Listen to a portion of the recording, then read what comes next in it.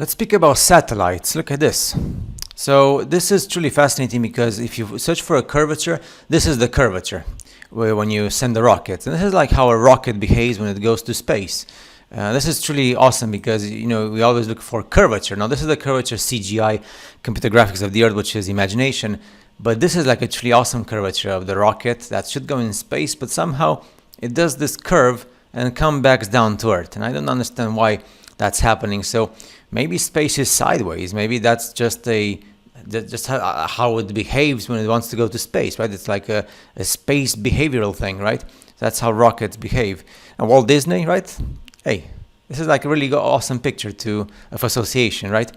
So yeah, this is what happens to rockets and spaceships and everything. So this is every single time when they're sent to space, that's what goes on. My question is, why don't they just keep on going up, right? Just keep on going in a straight line in space. I love the reality of the real world. All rockets go up, sideways, and then down. There are no exceptions to this rule. Nothing ever goes to space, like straight up. They switch then on the TV and the news at a certain point before it reaches the point where the curvature is being made. They switch the channels or the TV to CGI, computer graphics and animation. It's sad. So this came out in 2015, but of course there's news before this about how the undersea cables of the world on the bottom of the oceans and the seas, they transport 99% of international data. We don't communicate in the world and use data via satellites or air. We communicate using cables on the bottom of the oceans. Now this is NASA Jet Propulsion Laboratory artist John Howard. Artist, not scientist. Artist. At work on his latest animation, the Surface, Water and Ocean Topography, SWOT satellite. John imagines our spacecraft in orbit, so you don't have to. And the Surface, Water and Ocean Topography was scheduled to launch in 2020. So this is from NASA, and this is not a scientist or an engineer. It's an artist using computer software and computer images.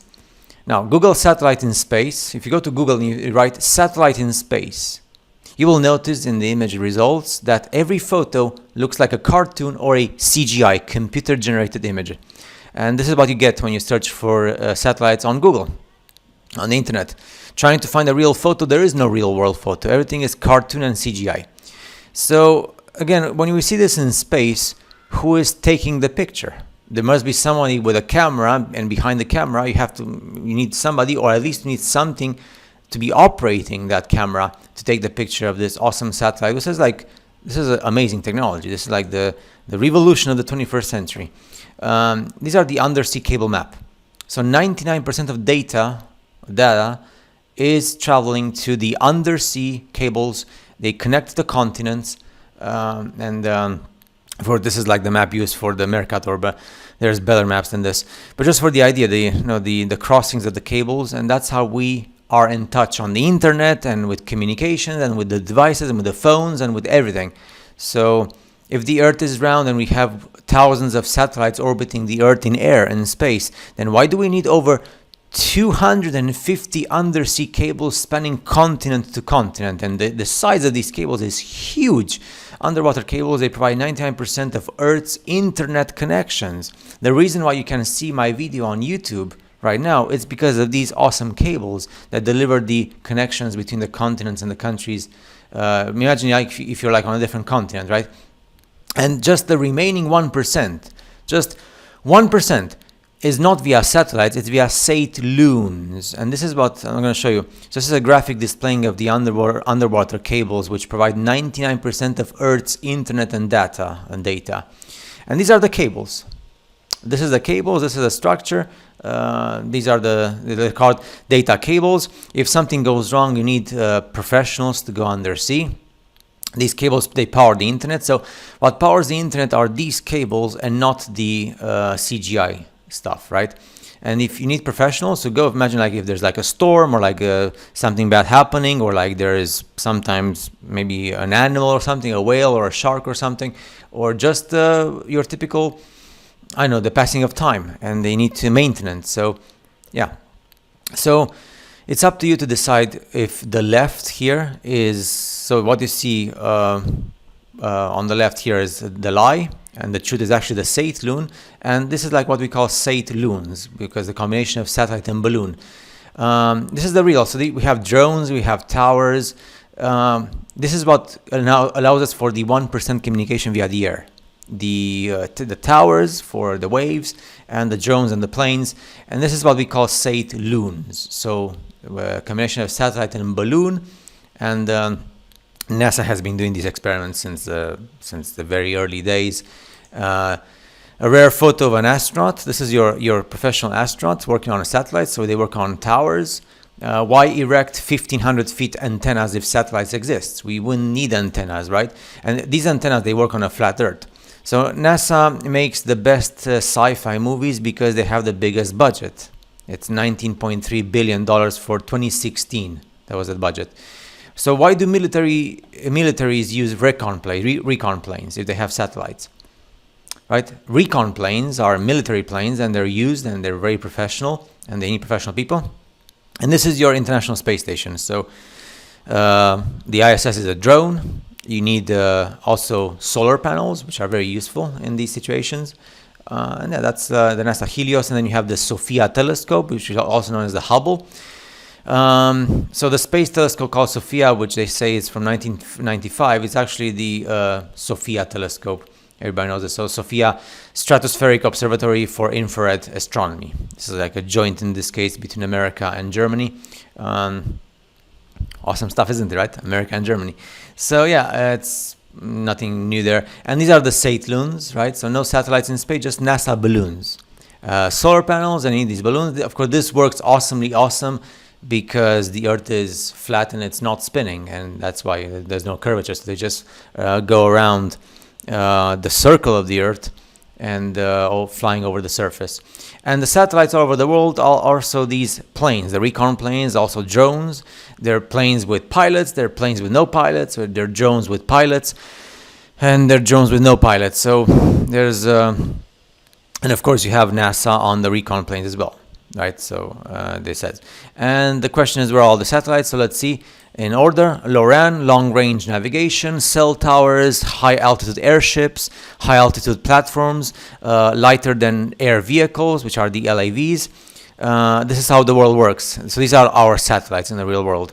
High-altitude long endurance, the HALE; high-altitude long operation, the HALO, like the video game; StratSat; airborne relay communication, the ARC; HeliNet system, with like helicopter type stuff, high altitude shuttle system, the HAS, the small balloon system, the nano balloon system, the NBS, the Google Loon system, the stratospheric platform system, the SPS, and the high altitude long endurance demonstrator, which is the HALE-D, and of course the undersea cables. Over 90%, in some cases 99% of communication is via the undersea cables. So this communication you see here in the air is only between 1 and 5%, depending, especially in the rural areas, and that's it. So, and then we have here and we have the DARPA as well, number 18. We have the Ground Wave Emergency Network, which was ended in 1998, I think. And we have the Survivable Low Frequency Communication System, the SLFCS. So these are your 20 satellites in the reality of the real world in the world. And then we have the projects from Google. So Project Loon, because Google, so Loon, and that's why satellite balloon. It's very simple. It says the reality of the real world. Google, balloon-powered internet for everyone, and that's why you would get in special places where you're so isolated. So you have like these balloons floating around, precisely because the Earth is flat. Then it gives us the communication we need. But of course, it doesn't reach the efficiency of the underwater cables. Beaming internet. Facebook wants to blanket the planet with internet connectivity, and it's developed a huge solar-powered aircraft to help it do so.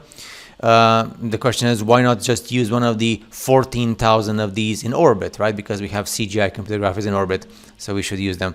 And satellites cannot exist, if you read the Vibes of Cosmos books as well, simply because satellites are made of gold, aluminium, titanium, carbon fibers. Now, the area in which satellites are located, as they say, are typically said to be in the thermosphere range. Temperatures in the thermosphere can range from 500 degrees Celsius, which is 932 Fahrenheit, up to 2000 degrees Celsius, which is 3600 Fahrenheit or higher.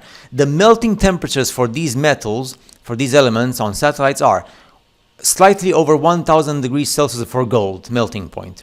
1600 degrees Celsius for titanium, melting point, and 660 degrees for aluminium, melting point. So as you can see here, because the thermosphere ranges between 500 and 2000 degrees, all these metals would melt. So it's impossible for satellites to fly in the thermosphere, as they say. So heat travels through a vacuum by infrared radiation. Heat does occur in the vacuum of space and should affect satellites as well. So that's why satellites cannot exist, simply because of a physical, scientific matter. Satellites, like you see them on Google, CGI, are a myth. 99% of international data are transmitted through submarine cables. For other means, we use high-altitude balloons, planes and drones, towers, antennas, and parabolic reflectors. Simple. So the magic of satellites, they never get hit with space debris. They never collide with other satellites. They never break down or need servicing. They don't melt in the thermosphere, even though the melting points of gold, aluminum, and titanium are those. And there isn't a single real photo of one in space. But unfortunately, when you speak with people, they don't want to listen to you. So the satellite thing, you should just research how the world works on Earth when we communicate from land and sea. The Aloran correction station, the Aloran transmitting station, the GPS, right? So it's simple. Remember, this is, if you want curvature, this is the curvature. This is the curvature of the rockets if you seek the curvature. And remember what the importance of the cables under the oceans and the importance of the 20 type of satellites that we've seen in the real world. Thanks for watching. I hope this helps, and see you in the next video.